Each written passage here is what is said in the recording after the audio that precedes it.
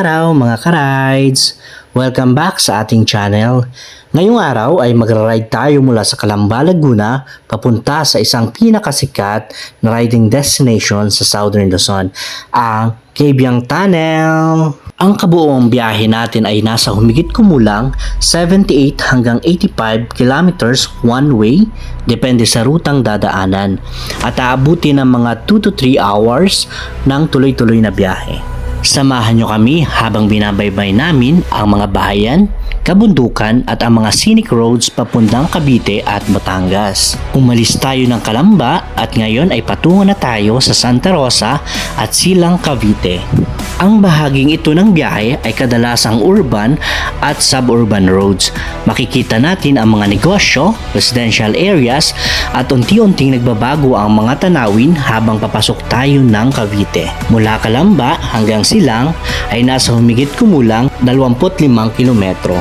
Nasa Silang na tayo ngayon. Ang Silang ay isa sa mga pinakamataas na bayan sa Cavite, kaya mapapansin ninyo ang mas malamig na hangin kumpara sa Laguna. Habang bumabiyahe tayo papuntang 13 Martires, mapapalitan ang mga establishmento ng mas maraming bukirin at open spaces. Ngayon naman ay papasok na tayo sa kabisera ng Cavite na 13 Martires. Dito nagsisimulang maging mas maluwag ang kalsada. Unti-unti na rin nating nararamdaman na papalapit na tayo sa western side ng Cavite. Mula rito ay tutuloy tayo papuntang Naik, isa sa mga makasaysayang bayan ng lalawigan. Habang papalapit tayo sa Maragondon, mas nagiging presko ang hangin at mas marami ng puno sa paligid. Ang Maragondon ay isang bayan na may mahalagang bahagi sa kasaysayan ng Pilipinas, lalo na noong panahon ng Rebolusyon. Mapapansin din ninyo na dito nagsisimulang maging mas exciting ang riding experience dahil sa mga kurbada at rolling terrain. Isa ito sa mga paboritong bahagi ng maraming riders. Mula Maragondon hanggang Ternate, mas lalong gumaganda ang tanawin. Napapalibutan tayo ng kabundukan at kagubatan ng protected landscape area. Mas kaunti na rin ang sasakyan kaya mas nai-enjoy ang biyahe.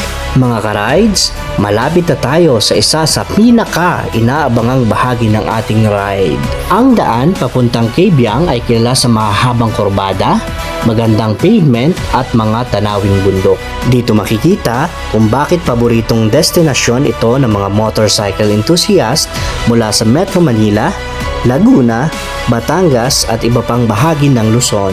Alam nyo ba na ang Cabiang Tunnel ay binuksan noong 2013 bilang bahagi ng Ternate na Sugbo Road Project? Layunin nitong pagdugtungin ang Cavite at Batangas sa pamamagitan ng mas maikling ruta.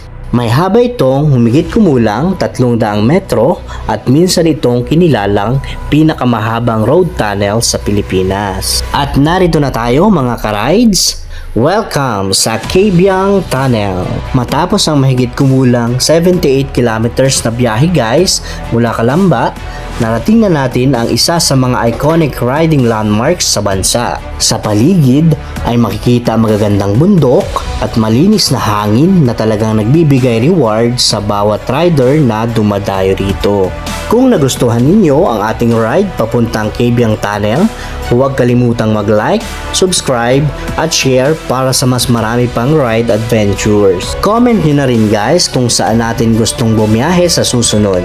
Hanggang sa muli, ride safe palagi at kita-kits sa susunod na kalsada. Bye guys!